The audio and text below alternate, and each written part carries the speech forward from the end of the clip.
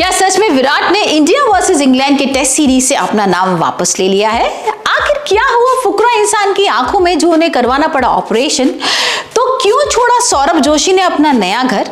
अरुण सेठी ने ये क्या कह दिया सना, मुनव्वर और अभिषेक के बारे में? जानिए कैसे MS धोनी ने अपने बचपन के दोस्त की मदद। हेलो गाइस, मैं हूं रूपाली और आप देख रहे हैं न्यूज स्टेशन।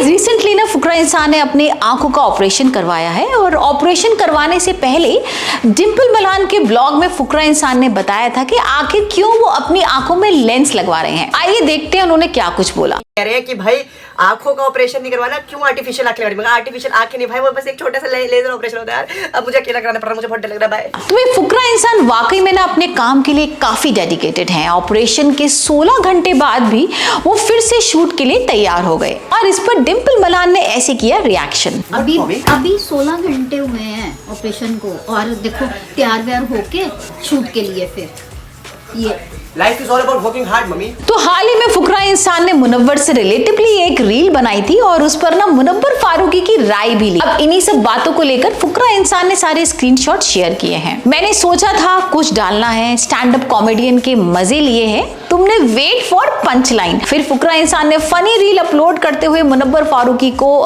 टैग भी किया और कहा वेटिंग फॉर पंच लाइन, जिसके बाद मुनव्वर फारूकी ने ना पूरा कॉन्वर्सेशन का स्क्रीनशॉट स्टोरी पर लगाया है। वेल गाइस, फुकरा इंसान से रिलेटेड एक और न्यूज बताती हूँ कि फुकरा इंसान को रिसेंटली जी न्यूज मेकर्स की तरफ से 2023 का क्रिएटर विनर घोषित किया गया है, जिसकी जानकारी ना फुकरा इंसान ने अपने इंस्टा स्टोरी पर दी है। वही बात करूं मुनव्वर फारूकी की, तो रिसेंटली वो एक पार्टी में गए थे और उस पार्टी में ना एक बच्चा और उनके पापा उनके साथ फोटो करवाना चाहते थे, जिसके बाद ना वो बहुत सारे मीडिया से घिरे हुए थे। तो जब ये मुनव्वर ने देखा ना, तो मुनव्वर ने उन्हें सामने से बुलाया और पिक्चर क्लिक कराई। भाई उस टाइम ना मुनव्वर ने एक बच्चे को मीडिया ग्रुप की भीड़ से बचा लिया, मतलब वो उनको चोट भी लग सकती थी, वो इंजर्ड भी हो सकते थे।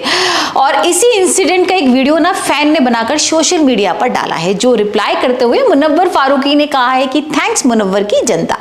भाई मानना पड़ेगा मुनव्वर काफी डाउन टू अर्थ है। वही गाइस, मुनव्वर फारूकी ने ना अपने इंस्टाग्राम पर एक लड़की के हाथ पकड़ते हुए स्टोरी अपलोड की है और वेल उसी के कुछ घंटों बाद उन्होंने एक वीडियो भी अपलोड किया है। आइए देखते हैं मुनव्वर ने क्या कहा।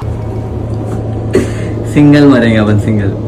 तो मुनव्वर फारूकी के बारे में एक और अपडेट आ रही है भाई कि रिसेंटली मुनव्वर फारूकी ने एक स्पैम अकाउंट बनाया है और उसकी इंफॉर्मेशन उन्होंने अपने इंस्टाग्राम स्टोरी पर दी है और कहा है कि इससे फॉलो कर लो, जो कंटेंट मैं इंस्टा पर नहीं डाल सकता हूं वो स्पैम अकाउंट में मिल जाएगा। आप खुद ही देखिए उन्होंने क्या बोला। सो हाय दोस्तों, ये स्पैम अकाउंट है, जाके फॉलो करो। पता नहीं क्या करना है स्पैम अकाउंट में मुझे जाके, बट मैंने बस डाल दिया। मुझे लगता है बहुत सारी चीजें यहाँ पे नहीं डाल सकता, तो स्पैम अकाउंट पे डालूंगा, तो जाओ फॉलो कर लो। तो अब गाइस बात करने वाली हूँ सौरभ जोशी के बारे में। हैज बीन होना कि सौरभ जोशी अपने नए घर में रह रहे थे, बट रिसेंटली वो फिर से अपने पुराने घर में शिफ्ट हो गए। और ऐसा क्यों किया सौरभ जोशी ने, वो आप खुद ही देख लीजिए। आ गया नए वाले रूम पे जहाँ कुछ दिनों से मैं सो रहा था, तो फाइनल बाय बाय कहने का टाइम आ चुका है, बिकॉज यहाँ पे थोड़ा अकेला अकेला सा लग रहा था, फैमिली से कनेक्टेड नहीं लग रहा था। और साथ ही साथ ना सौरभ जोशी ने अपने नए स्टूडियो के बारे में भी बताया है और उन्होंने अपने नए घर की साइड दिखाई है। आइए देखते हैं वीडियो। और ये देखो, जो ये वाला एरिया ना पूरा मेरा स्टूडियो है। घर के बिल्कुल टॉप फ्लोर पे स्टूडियो है पूरा का पूरा। गाइस मैं बात करने वाली हूँ अरुण सेठी के बारे में। आपको जैसे पता ही है कि तो रिसेंटली अरुण फैजू के पॉडकास्ट में इंटरव्यू के लिए गए थे, जहां पर फैजू ने अरुण से पूछा कि मुनव्वर फारूकी बिग बॉस 17 के विजेता रहे हैं, तो आपको लगता है क्या वो सच में डिजर्विंग थे? और इस पर ना अरुण ने मुनव्वर और अभिषेक के बारे में क्या कहा, आइए देखते हैं। नकली आदमी मगरमच्छ के आंसू उसके दुनिया के, क्योंकि सामने नहीं बता रहे थे, लेकिन मेरे से कोई ज्यादा बात नहीं कर रहा था, कॉर्नर कर दिए थे। मैं हमेशा मुनव्वर को दोस्ती का हाथ बढ़ाया, लेकिन सामने से उन्हें मेरे को कहीं ना कहीं डाउट में रखा। और अरुण ने ना सना और विक्की के बारे में भी बहुत कुछ बोला है फैजू के इंटरव्यू में। सना के बारे में बोले तो उतना कम है। तो गाइस मैं बात करने वाली हूँ AB डिविलियर्स के बारे में।